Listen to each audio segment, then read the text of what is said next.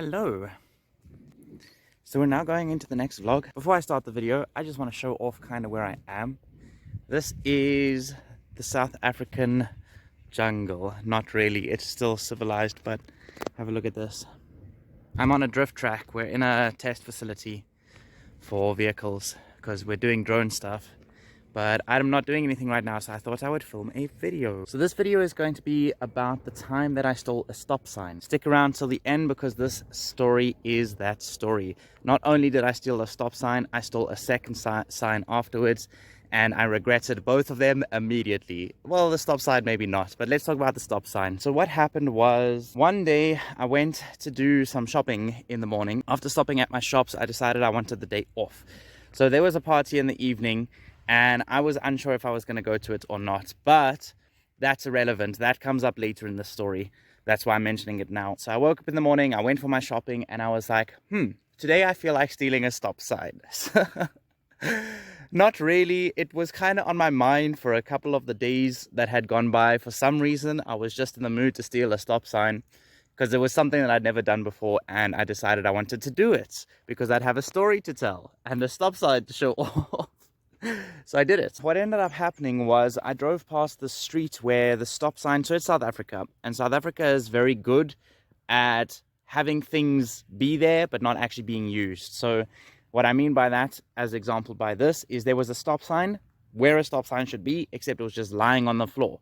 So I decided, I think I'm going to steal that stop sign because no one was using it anyway. So the moral dilemma of what if it makes people crash wasn't there because the stop sign wasn't being used or being seen anyway. So I was like, I'm gonna take this one. Of course, it was right next to where there was a huge hole in the frickin' road, again because of South Africa. So there was this giant hole in the road, so it made it hard for me because I couldn't just park up and take the stop sign. So I had to pull up on the other side of this hole. I had to pull up while not getting in the way of any cars that were going to come past. Now it's normally a quiet road, it's normally a quiet suburb, but of course Murphy's Law will have it that as soon as you're trying to do something, whether it's have a conversation as you're walking down the road or in this case steal a freaking stop sign, then all the cars in the freaking world ever come down that road. And this is what happened. I pulled up, I opened my car, and I realized this stop sign is not going to fit in. So I then had to bend down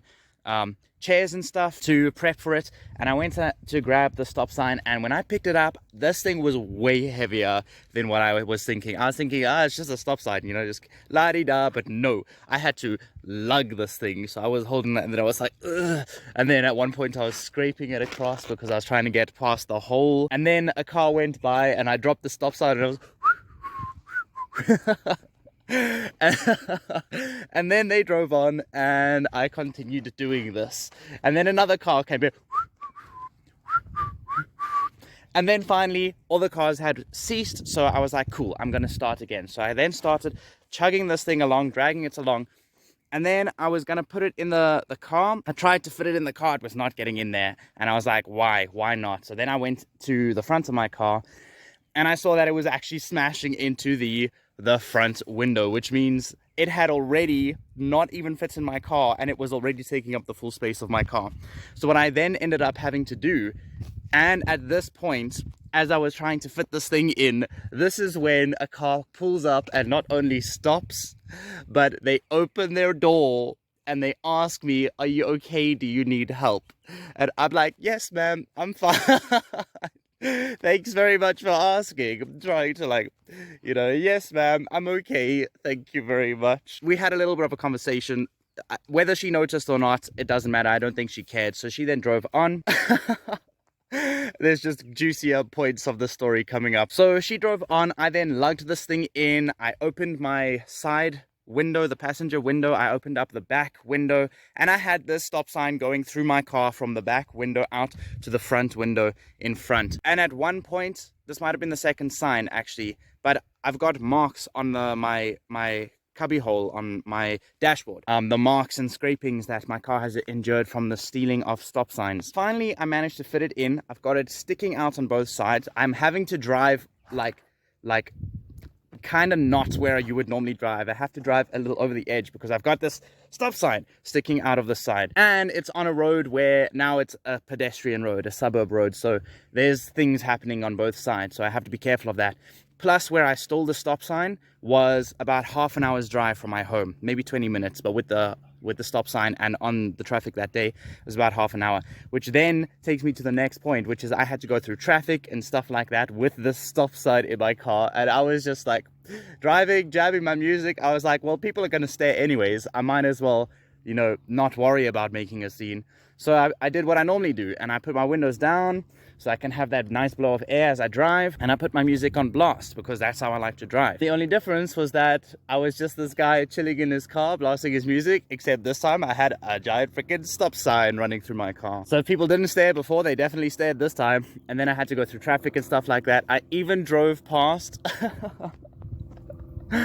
I went past police, and I literally was just smiling, and I just looked at them, and they just stared at me, and I was just like, hey guys, what's up? They didn't bother to do anything about it, so it was all good. In the end, there was no worries about the stop sign, and now I have a freaking stop sign. But there's more juice to this story. I forgot to take the stop sign out before the party, which is why I mentioned it earlier, because now I was going to this party. I went to this party fully knowing that I was going to have people in my car for whatever reason, because I always, whenever I go to parties, this is what happens.